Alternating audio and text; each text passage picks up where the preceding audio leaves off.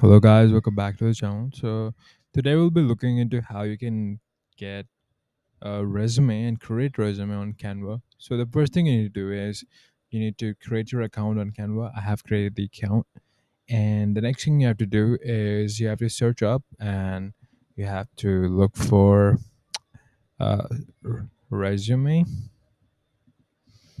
So, when you click on that, you will see resume templates.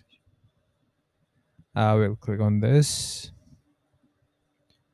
and now I will see a lot of templates that I want to work on, and I will use this one.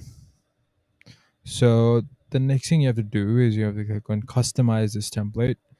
And when you click on this, you will be able to edit with your content that you would need to create your um, resume, and you will be good to go.